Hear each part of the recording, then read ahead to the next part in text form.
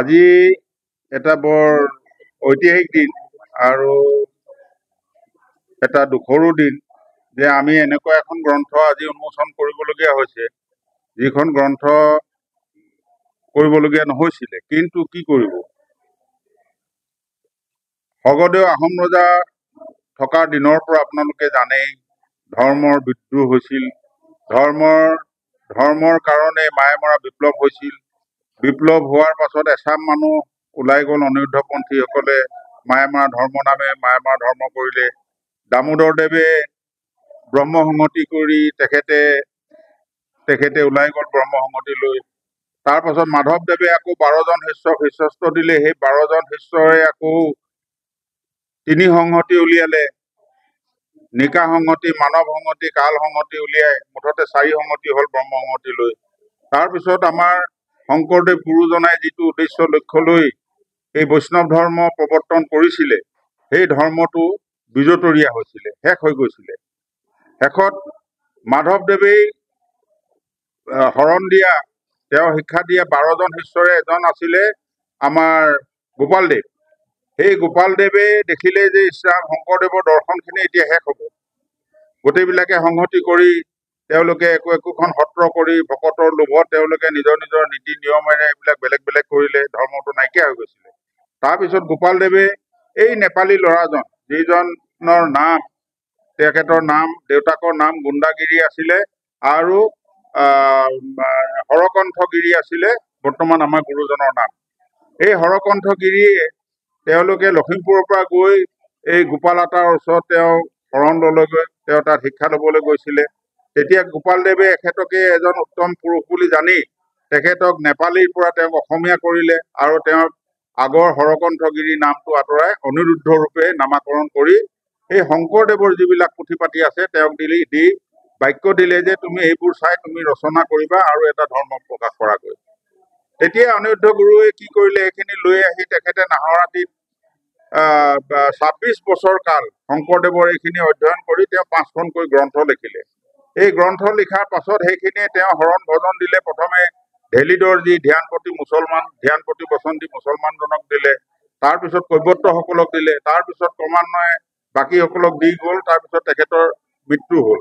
তাৰপিছত তেওঁ পুতেক বহিলে কৃষ্ণদেৱৰ পিছত হৰিৰামদেৱৰ পিছত নিত্যানন্দদেৱ।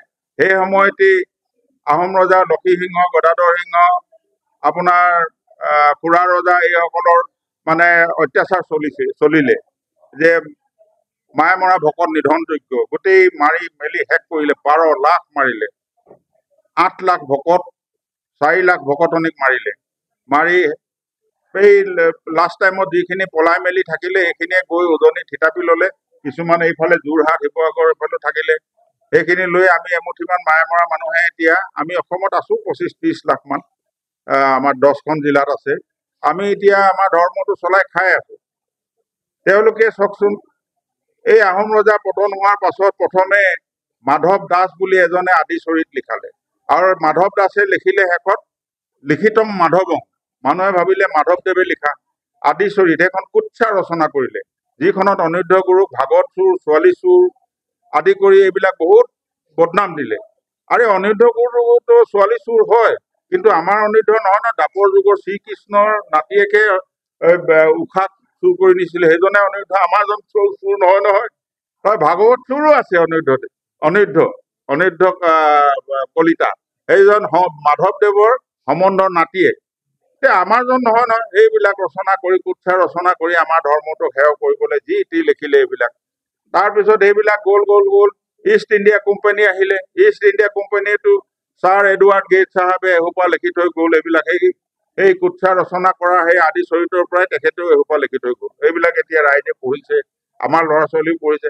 আনহে নেলাগে আমাৰ দেশৰ স্বতন্ত্ৰ সংগ্ৰামী অসমৰ মণিৰাম দেৱানেও তেখেতে ইমান ভাল কাম কৰিলে দেশৰ কাৰণে। তেখেতে কিহে পাইছিলে যে এইখন লিখি থৈ গ'ল। মায়া মৰাটো মৈয়া মৰা লিখিছে, কিবা মোৱা মাছ ধৰা মানুহ আছিলে হেনো অনিৰুদ্ধদেৱ, ডুম মানুহ, কৈৱৰ্ত মানুহ, মাছ ধৰা মানুহ আছিলে, তেওঁ হেনো সেইবোৰ মাছ ধৰি খাইছিলে। তাৰপিছত ভাগত চুৰ কৰি আনিলে, গোপাল আতাই খেদি দিলে, আমুকে খেদি দিলে, তেওঁ সেইখিনি ধৰ্ম কৰিছে, সেইবোৰ লিখিছে। ডিব্ৰুগড় বিশ্ববিদ্যালয়ত এখন চলি আছে এতিয়া, এইখন এতিয়া আমাৰ মণিৰাম দেৱানে লিখা এখন।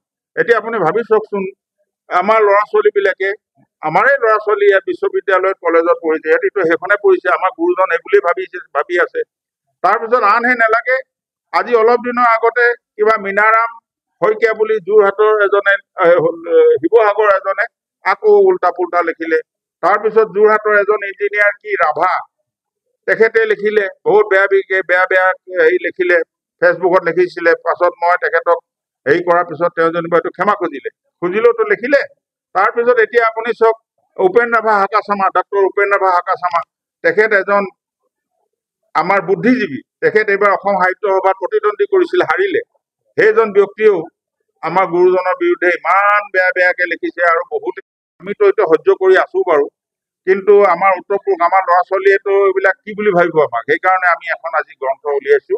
এই গ্ৰন্থখনত আমি প্ৰতি উত্তৰহে দিছো, প্ৰযুক্তি অভিধানত চাব, প্ৰযুক্তি শব্দৰ অৰ্থ হল প্ৰতি উত্তৰ। আপুনি কোৱা কথাখিনি উত্তৰহে, আমি প্ৰতি আক্ৰমণ নহয়, আমি আক্ৰমণমূলক একো লিখা নাই। আপোনালোককো দিছে ন চাব, আমি আক্ৰমণমূলক হেৰি লিখা নাই, প্ৰতি উত্তৰহে। কাৰণ আৰু মই সেইসকলক আৰু অসমবাসী অসমীয়া ৰাইজক মই অনুৰোধ জনাব বিচাৰো, আমি অসমীয়া মাইনৰিটি হলো নায়েই। এতিয়া চেঞ্চাছ হলেতো আমাৰ শেষেই, মাটি বাৰী নাই, মুছলমানে লৈ শেষ কৰিলে। আজি চব শেষ আমাৰ। আজি অসমীয়া জাতি হিচাপে আমি য'ত এক হ'ব লাগে, ধৰ্মটো বাদ দিয়কচোন। আমাৰ আদিগুৰু শংকৰদেৱে, আমি শংকৰদেৱকে মানোচোন, বাদ দিয়ক মাধৱদেৱ, গোপালদেৱ, অনিৰুদ্ধদেৱ। আজি শংকৰদেৱৰ ৰচিতই গোটেইখিনি, শংকৰ মাধৱ গোপাল, শংকৰৰ এইখিনিকে মাধৱদেৱ, গোপালদেৱ, অনিৰুদ্ধদেৱে একেখিনিয়ে শাস্ত্ৰত লিখা আছে, বেলেগ নাই নহয়।